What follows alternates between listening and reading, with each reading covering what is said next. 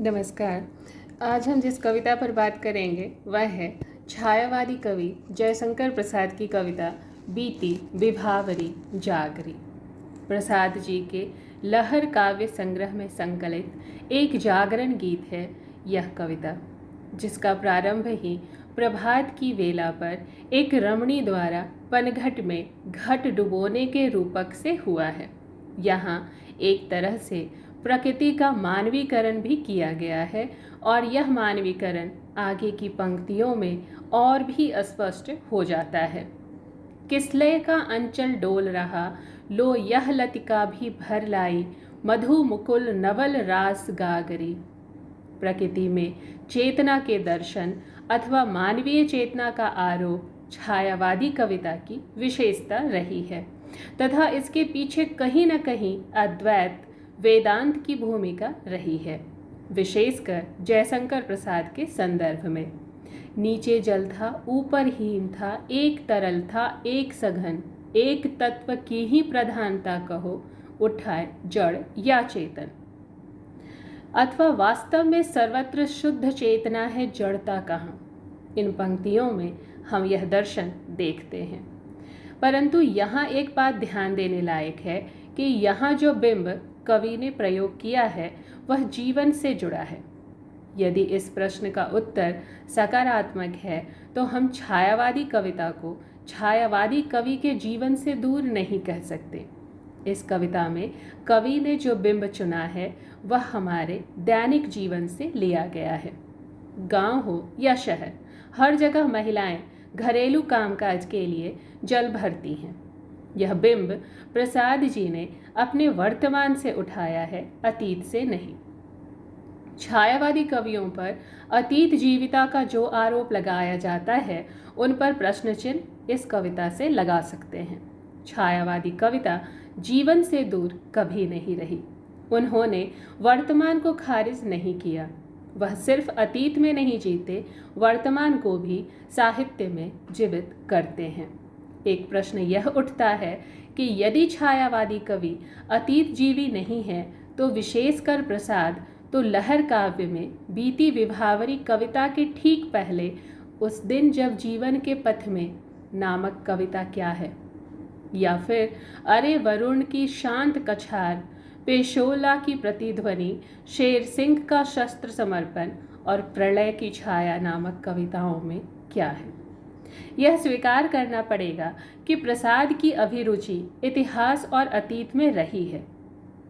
उनके जैसे भारतीय संस्कृति के अध्येता के लिए यह स्वाभाविक भी है। सभी जानते हैं कि जयशंकर प्रसाद अतीत में अपने वर्तमान को खोजते हैं। उनका जो पांडित्य है वह इस बात से इनकार नहीं करता कि अतीत जो है वह हमेशा हमेशा हमारे वर्तमान को प्रभावित करता है। सभी जानते हैं कि प्रसाद भारतीय संस्कृति और भारतीय तत्व चिंतन के गहरे अध्येता थे। इस तथ्य को महसूस करना आवश्यक है कि उनका यह अध्ययन मात्र अध्ययन पांडित्य लालसा नहीं था। उसमें उन्होंने अपना व्यक्तित्व, अपनी जिजीविषा को भी जीवित रखा है। अतीत जीविता का भ्रम यहाँ समाप्त होना चाहिए। ध्यान देने की बात है कि इतिहास का ऐसा अध्ययन उन्होंने क्यों किया, अतीत में यह भ्रमण क्यों किया। एक कवि, एक गद्यकार के रूप में जयशंकर प्रसाद जहाँ कहीं भी इतिहास को छूते हैं उसकी वर्तमान प्रासंगिकता को ध्यान में रखकर छूते हैं, यह हमें स्वीकार करना होगा।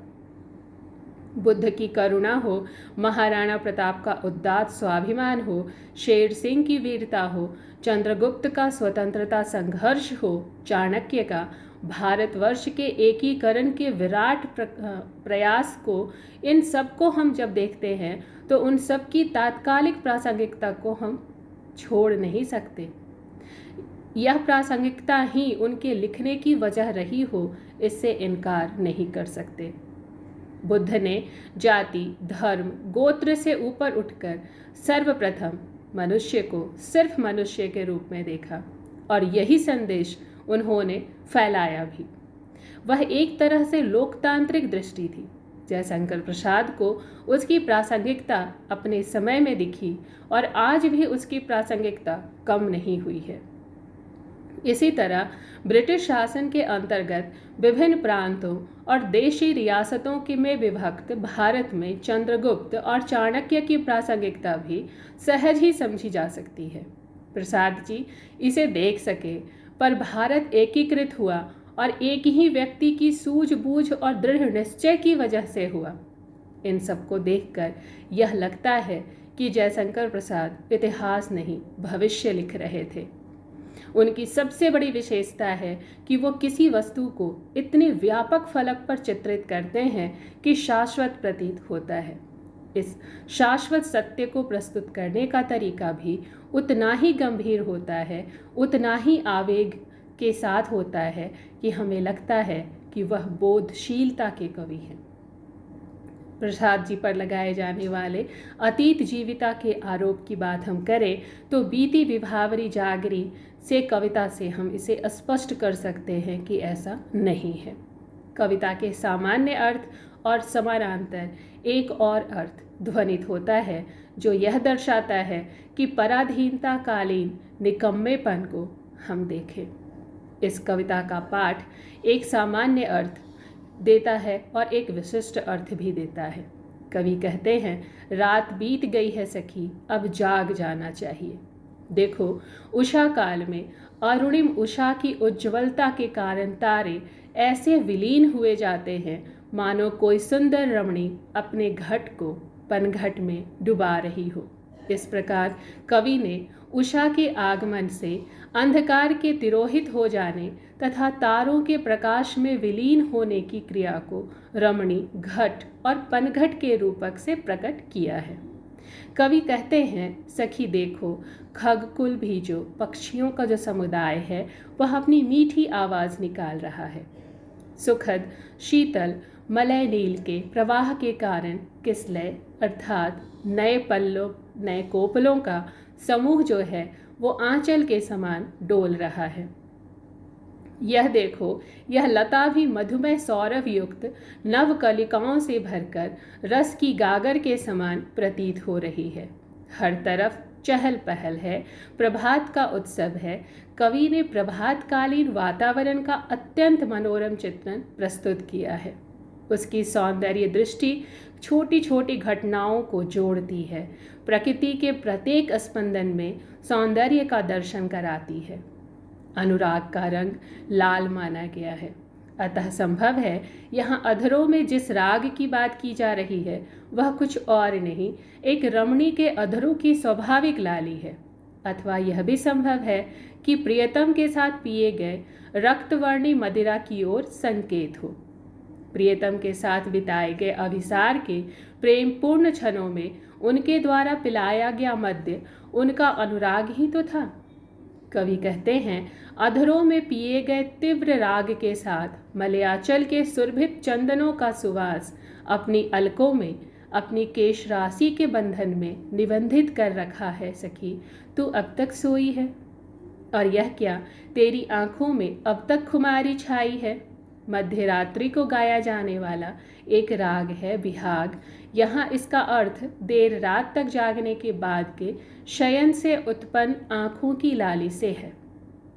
यह एक छायावादी जागरण गीत है। अर्थ इसका साधारण है, सरल है, ऐसा नहीं है।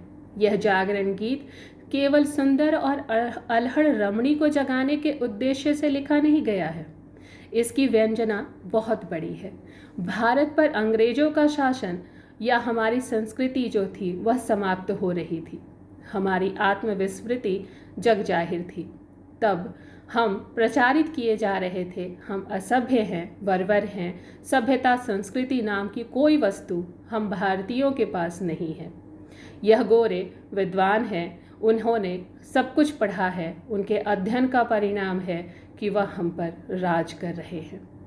जिस ग्रीक रोमन संस्कृति की दुहाई पूरा पश्चिम देता आया था, हमारी संस्कृति उसके बराबर खड़ी हो रही थी। पर इन भाषा वैज्ञानिक खोजों को उतनी गंभीरता से नहीं लिया गया। हमें सभ्यता और संस्कृति से हीन बताया जाने लगा। विश्व की असभ्य जातियों को सभ्य बनाने का दैवी और नैतिक अधिकार सिर्फ अंग्रेजों के पास रह गया। हमारी सैंधव सभ्यता के प्रकाश में आते ही यह साफ हो गया कि हमारी सभ्यता संस्कृति कहीं अधिक पुरानी है। कवि जयशंकर प्रसाद कहते हैं, हम जिस आत्मविस्मृति में सोए हुए थे वह जा चुकी है। अंधेरा मिट चुका है। हम कौन थे, हमारी संस्कृति क्या थी, इसका भान हमें हो चुका है। विवेकानंद जी ने शिकागो में विश्व भर के सामने हमारी संस्कृति का परिचय दिया। जगदीश्वर बसु, रामानुजन जैसे विद्वानों ने ज्ञान विज्ञान के क्षेत्र में भारतीय मेधा का लोहा मनवा लिया। रविंद्रनाथ के गीतों ने समग्र विश्व को हमारा परिचय दिया। लेकिन हम भारतीय स्वयं निष्क्रिय बैठे हैं, निष्प्रभ सो रहे हैं। अब तो आत्मविस्मृति की स्थिति जा चुकी है। भ्रम का कुहरा छट चुका है। अब भ्रम नहीं है। अपनी हीनता और गोरे प्रभुओं की श्रेष्ठता का भ्रम मिटा दो। आत्मज्ञान के इस नव प्रभात में आत्मसम्मान की उषा अपने प्रकाश से हीनता, आत्मग्लानि, आत्मविस्मृति के तारकों को डुबो रही है। हम स्वयं को जान चुके हैं। आत्मज्ञान का नव प्रभात हमारे लिए नई शुरुआत है। अब हम चुपचाप नहीं बैठे, अपने आप को हीन ना समझें। मध्यकालीन विलास प्रीतियाँ हम पर जो हावी हैं उनको हम मिटा दें। यह नव प्रभात है, नव उद्यम और नई रचना धर्मिता इसकी मांग है। यह हास विलास का समय नहीं है, इसलिए खुमारी को दूर करो। हमारे पूर्वजों ने ज्ञान, विज्ञान, कला, संस्कृति, धर्म, अध्यात्म के क्षेत्र में जो कितने सारे कीर्तिमान स्थापित किए हैं जो विश्व में कहीं नहीं हैं, आज विश्व उन्हें स्वीकार रहा है। हम अपने उस महान कीर्ति, यश, परंपरा को माने, स्वीकारें और उन्हें आगे बढ़ाने की सोचें। प्रसाद जी द्वारा रचित यह जागरण गीत स्वतंत्रता पूर्व के भारतीय जनमानस को ध्यान में रख के लिखा गया है, किंतु आज भी यह उतना ही महत्वपूर्ण और प्रासंगिक है। आज भी यह हमारे जागरण को उद्बोधित करता है, हमें जागृत करने के लिए बार बार प्रयास करता है। कवि को इसके लिए सादर धन्यवाद।